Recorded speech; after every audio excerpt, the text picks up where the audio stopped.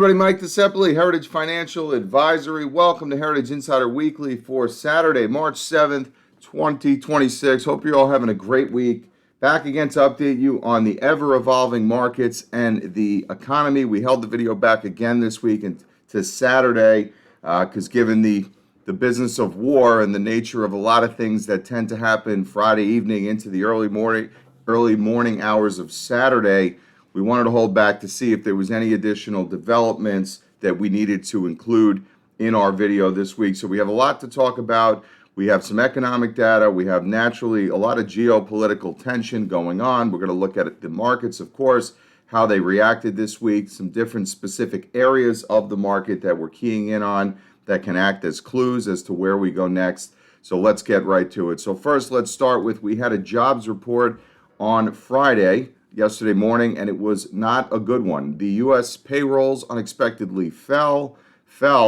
by 92,000 in February. Unemployment rate ticked up from 4.3 to 4.4%. Now, this is against economists' expectations of a gain of 50,000 jobs.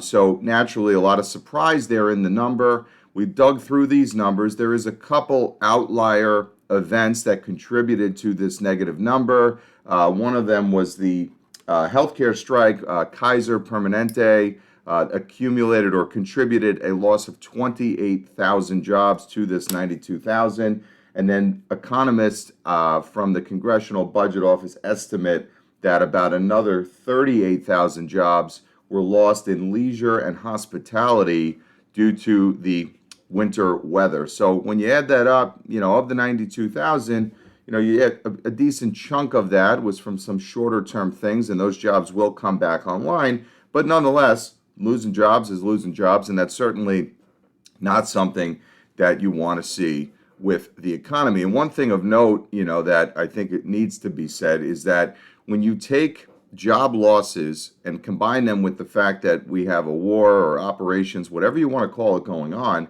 in the past, this would be an automatic layup that the Federal Reserve would cut interest rates, right? They would strike immediately, cut rates. They wouldn't wait likely until, the next meeting a couple weeks out.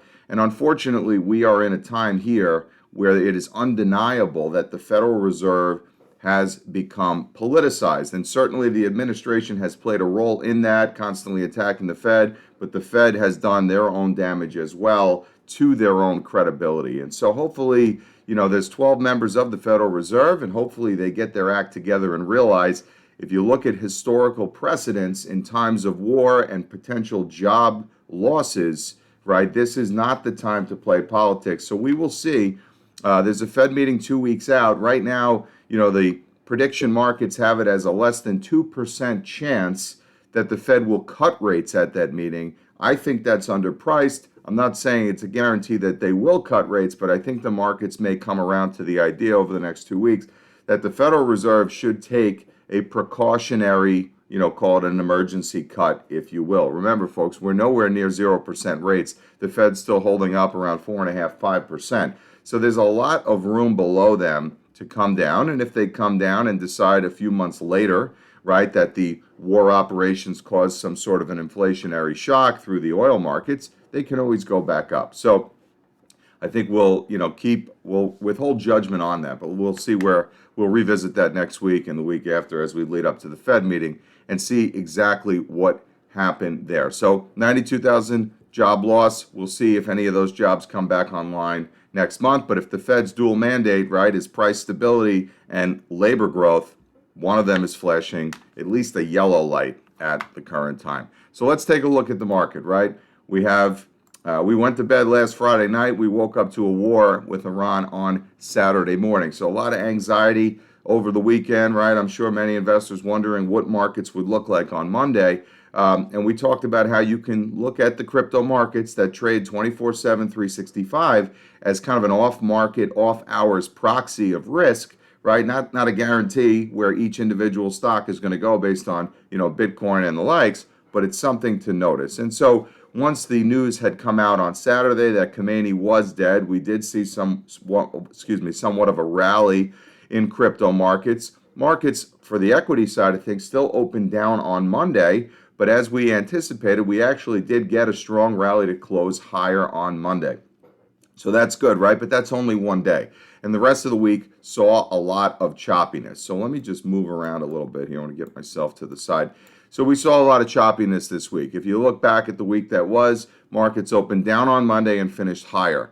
Then they were significantly down on Tuesday and rallied back to cover most of those losses. Still finished down, but significantly off the lows. Wednesday saw a big rally. Thursday saw kind of a muted action. And then Friday, we saw some selling into the weekend. Now, I want to mention a couple things about that.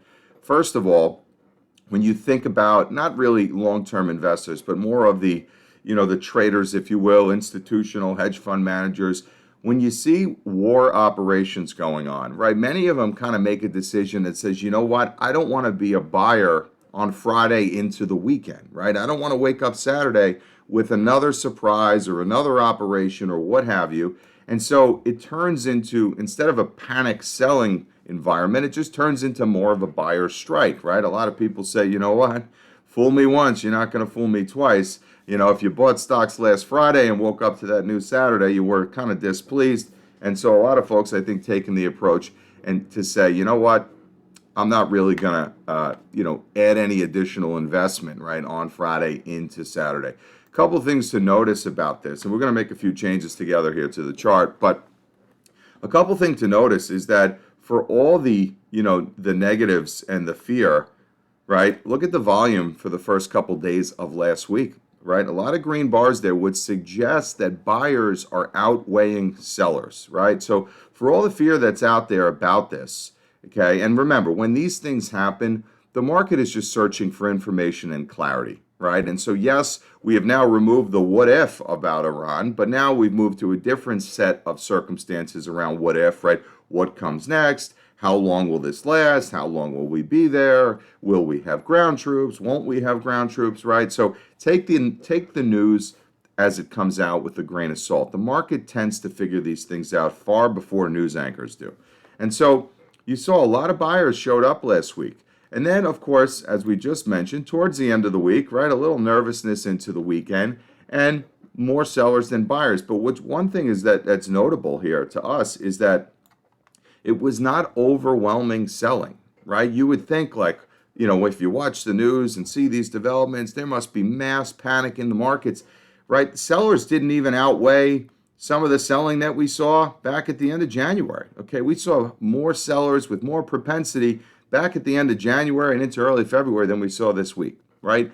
And this speaks to a couple things I'm going to show you on some of the subsequent slides here. When everybody is on one side of the boat betting on more continued downside, it is very hard to get sustainable downside moves. So we will look at this here together. But all in all, when you consider the facts of what went on this week, markets, right, if I would have told you last weekend that we're going to have obviously war, breakout with Iran, we're going to see oil shoot higher in a parabolic fashion, we're going to see the fear gauge shoot higher, you would think, wow, markets are really going to take a beating.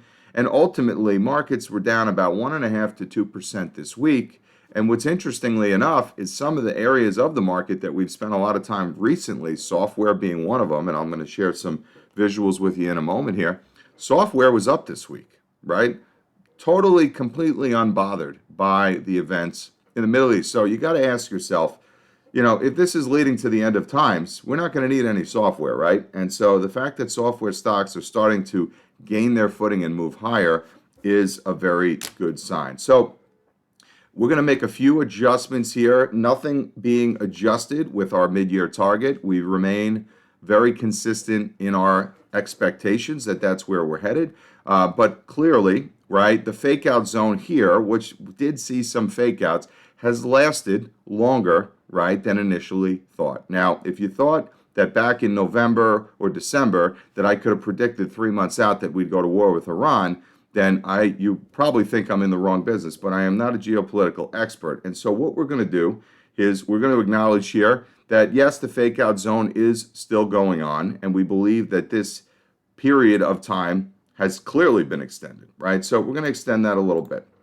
No change in the range. The next thing I want to adjust here is If you remember back in November, right, we were looking for a move down into this purple box, and we basically got it. We hit the nail on the head. The markets bounced right out of that level. So this did its job. We are going to make a slight adjustment here, and we are going to move this over here, okay? This is what I'm looking for early next week, and I do not think it's going to be this long. I'm going to change the range on this, where basically we are looking for the potential to see a little bit of continued volatility into next week. Now, I will point out that some of the best buys that we have ever made have been on a down Monday or Tuesday, where markets then rallied higher in that same day or in the subsequent periods thereafter, right? And reason being for that is when markets are closed on the weekend, there's a lot of pent-up anxiety, and it's almost like a pressure cooker that explodes on Monday. So a lot of people who sit around this weekend ruminating on, the end of the world will use Monday's opening bell as an opportunity to sell their stocks. So we are looking for the potential here to see the market move down into this purple box. Now, what range is that? On the high side, about 6,700 on the S&P. On the low side, about 6,550, 6,600. So folks, we are not talking about big downside moves here. We are talking another, 1-ish to 3% on the S&P. I do not think the market will take out the November lows, okay, on a closing basis. You could have a quick spike down and it fires back up all within one trading session. We do not think the markets will close below those levels. We think this level can trade. And again, the markets, because it has spent more time in this area than originally anticipated, we think the catch up to the upside will be fierce and violent, okay? Markets, we believe, have a date with destiny up here, and the longer we coil sideways, the more fierce that this is going to be. Remember, we first came into this range on October 29th, okay? I mean, really, you could say we came into this range a month before that, but the highs of this intermediate cycle were made on October 29th. And so we have now spent the better part of almost 3.5 months in this range. Consolidations, I'm going to repeat it again. Consolidations like this, contractionary ranges, this is not a topping pattern.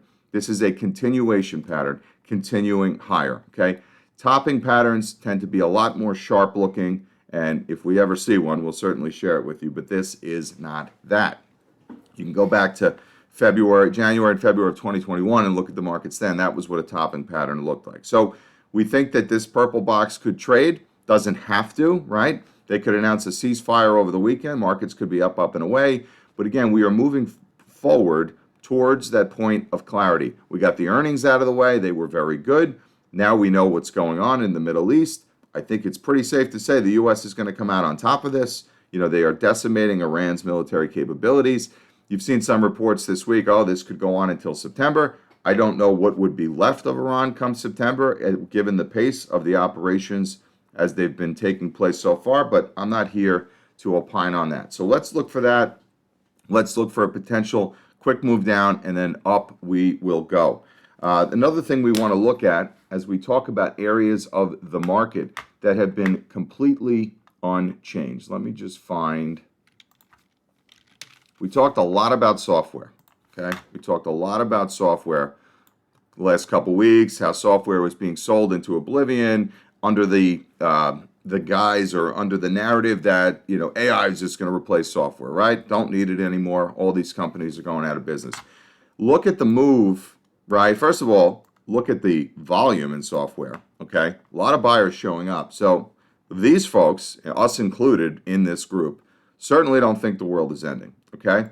And if you look at software this week, you would say, what war?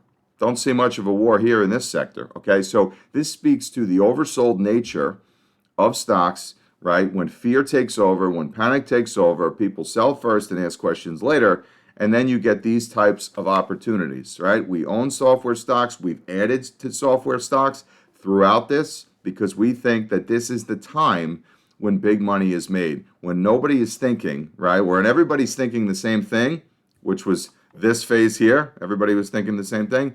When everyone's thinking the same thing, nobody's thinking, okay? So that's an important thing to share as well, Okay, so we expect continued strength in that area. The selling was significantly overdone, and our investors will reap the benefits of staying calm through a tough period of time. The next thing,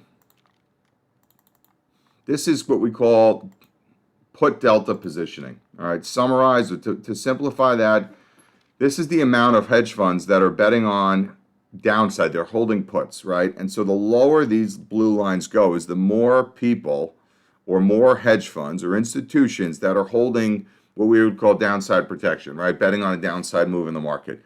There is more folks in that side or that sector of the business holding downside protection than at any point over the last 16 years. Okay, think for a moment some of the things that we've gone through over the last 16 years. What does this mean? It may sound bad. It is not. This means that everybody's already positioned for downside. This is why, when you go back to the S&P for a moment, this is why the market has shown a lot of buoyancy, right? A lot of these candles you notice are green, meaning markets started down and finished higher. When everybody's betting on downside, you can't get downside moves. The market does the worst when everybody is loaded on the one side of the boat betting on the market continuing to go up. Okay, so this is called hedging, and people are over hedged at this point. And then the market opens down. What happens? They want to close out their bets here. Okay, they want to close out their short bets, and that's why the market continues to show buoyancy. So this is one of many reasons why we continue to believe the downside on this market is limited. Other things, while everybody is focused on war in the Middle East, the market has two extremely strong tailwinds that continue to justify the markets should go higher. The first is forward earnings expectations.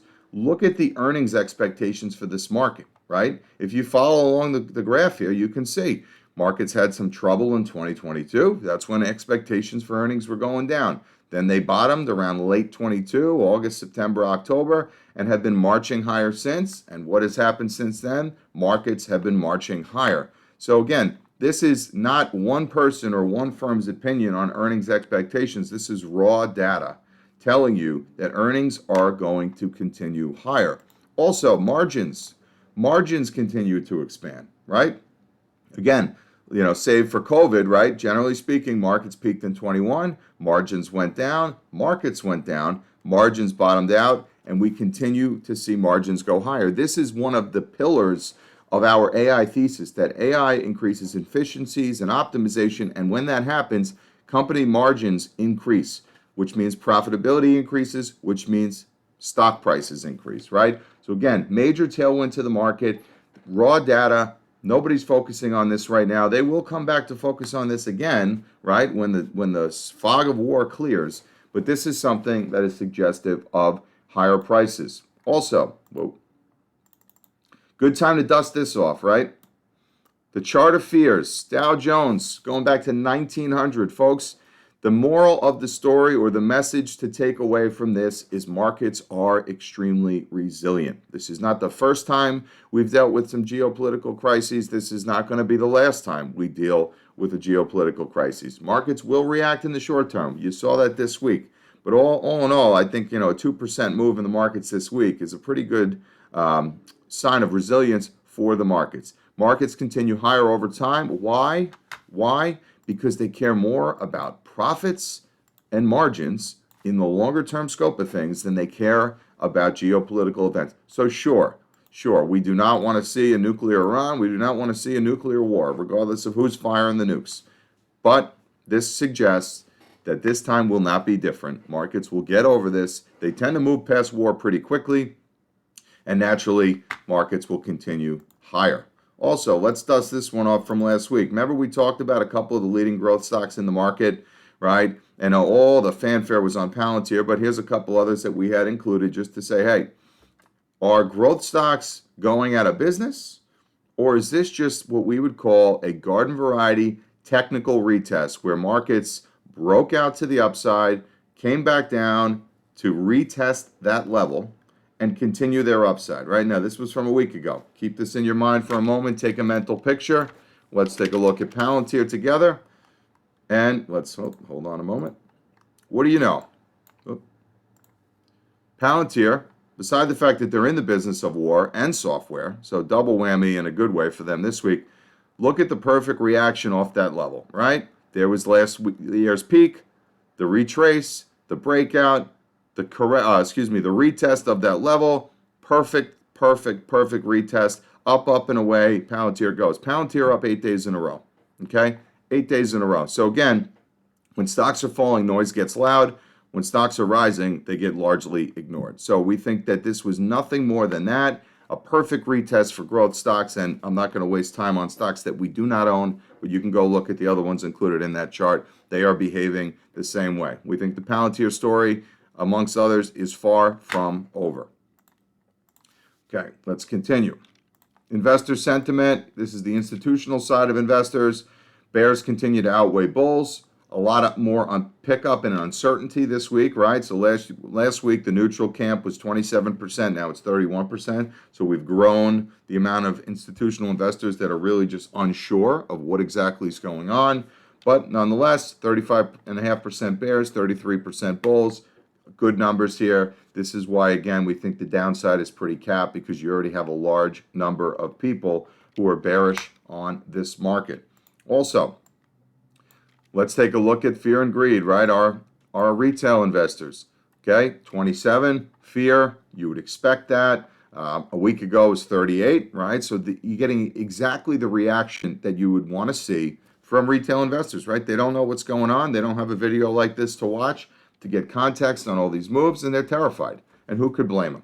And so there will always be a subset in the market that is largely misinformed and operating based on fear and greed, and that is these people here. And so, folks, like I said, this is how big rallies are born. And I know what you're thinking, but Mike, you've been saying this for the last 6-8 weeks. I get that, okay? Investing is not a perfect science. I can give you the formula, and I can tell you where I think we're going to end up. The timing piece is the most difficult, but the conviction has not changed. We still believe on where our destination is for this market, and actually we're more convicted now than ever, given the fact that a lot of these events have taken place and the markets have shown incredible resilience. Also, I have my notes here. I want to make sure I don't miss anything. Another thing I want to spend a quick little bit of time on, oil. Okay, oil. So here's the move in oil this week, right? Very, very much to be expected given what's going on. Iran's threatening to close the Strait of Hormuz. A lot of oil flows through there, right? All these things markets are grappling with. I would view this, right, as a blow-off top move that is going to come back down, right? We've seen oil at these levels before. If we go back over the last number of years, right, again, the news is really running with this right now. Oh, my God, this is going to put us into recession. Folks, we've seen oil far and away higher than this, okay? We've seen oil far and away higher than this in the past. If you look at that, there's your longer-term view of oil, right? This was 08. We spent a lot of time well above this level when markets did perfectly fine during this period here in the Obama years. Then we saw oil come down. Obviously, the COVID crash. Nobody was driving, flying, doing anything. And then just as recently as 2022 and 2023, we saw oil at 126 a barrel. So we still think directionally oil will head lower. This is naturally an upshoot, right, that you get when you see this type of geopolitical tension. And I'm sure, what you're thinking as well. If oil's going like this, the oil stocks must have went gangbusters this week, right? ExxonMobil and the likes. And they didn't. It didn't, right? So that's kind of like a make you scratch your head type moment here. Now, this move up in the stock, and they're all the same. Chevron, you could pick anyone you want, BP. This move higher was pre-war, okay? So some would suggest stocks kind of sniff these things out before they happen. The move higher for ExxonMobil and others was pre-war. Since things broken out, right? Here's last week, right? This was last Friday. Oil stocks finished down this week, okay? So, again, that's not a core component of something that we have in the portfolio, but think about oil investors this week, right? They thought that they were going to have payday this week, and their oil stocks finished down for this week. So this is a major tell here, okay? This is a major tell to suggest that maybe they're sniffing out that this crisis, this operation, this war is going to be pretty short-lived, right? Also, remember, when you consider the fact that a lot of oil comes out of Iran and Venezuela, right? And we've basically taken control of the oil in Venezuela. Let's see where it goes with Iran. I think the markets are starting to sniff out here that, oil is going to be flowing fast and furiously soon once things die down a little bit. So I thought that's important. But looking at oil in this way, this is another fear gauge for the market. Okay, this is akin to looking at the volatility index, the VIX that we talk about a lot. This is another, kind of a similar indicator to look at. Say, you know what, we've priced in here maximum fear. So what could happen from here, right? Yeah, maybe it opens a little bit higher on Monday, but we're going to revisit this next Friday and subsequent weeks thereafter. And let's not be surprised, right? And we'll throw a little, maybe a little higher and then down lower here. We're going to leave that. Okay, so we'll come back and revisit just exactly how that played out. Next week's economic calendar. I know people don't really care about economic reports and all the data points coming out, but we still got to pay attention to them, right? We're going to have the consumer price index on Wednesday, core CPI year over year. We're going to have the trade deficit report on Thursday, and then Friday we're going to get GDP, okay, and PCE. But GDP, first revision from Q4. Okay, so again, the thing with GDP, right, we're looking back to the quarter that ended 12/31/25, but still important data. And now remember, that is including a 45-day government shutdown, right? So 45 days is half of a quarter. And so that's why the estimate's here for a pretty low number, about 1.5%. So we'll see what happens with that. But I think, when the bar is set so low, it sets the stage for potential upside surprises. So we'll see next Friday how that comes out. But overall, folks, the message to take away from this video is that markets are incredibly resilient, okay? Markets are rarely caught off guard for long. There is surprises, right? This was a surprise. I think not a total surprise. We knew it was coming, just a matter of when. But overall, markets showed incredible resilience this week. Bears or sellers, if you will, this was their moment to shine. This was their time to send the markets down into the pits of hell, if you will, like they've been begging to do, and they couldn't do it. They fumbled the ball. They got a 1.5% move lower out of the market, which I think, given all the things going on, is a pretty good thing. So we maintain the path will be higher. We think we have a little bit more work to do, but once we get going, this will be fierce, this will be violent, and this will be fun. So if you have any questions, reach out to us. We're always here to talk to you about anything that matters with your money. And also, just another quick note I want to mention. I had few folks reach out this week and say, can I share this video with a friend or a family member, right, that's not getting this type of advice? Absolutely, absolutely. These videos are specifically for our clients. We do not make them publicly available, right? This is a private labeled video just for you, the folks watching this, but we care deeply about anybody and everybody in your life, and we want to make sure that they're getting the advice that they need to not make a big mistake on the precipice of a major opportunity. So by all means, forward this video to them. They cannot find it by searching YouTube. You will need to send them the link. And then the last programming note, for folks out there that receive email, that use Gmail, particularly if you're using, the Gmail app, a couple folks have pointed out to us that this email every week comes in the promotions tab, okay? This is not a promotion, as you know. Promotions are like advertisements and sales. And so there's a couple ways that you can work around that. You can put us in your saved senders, right? You can put us as one of your primary contacts. You can hit that little star that shows up in Gmail on the video to say that this is something important. Or you can click the 3 dots and say move to main inbox. And this way you make sure you don't miss it, because it's critical times right now. And we want to be the voice of reason and transparency that gets you through it. So have a great day and a great weekend. And we'll see you back next week for Heritage Insider Weekly.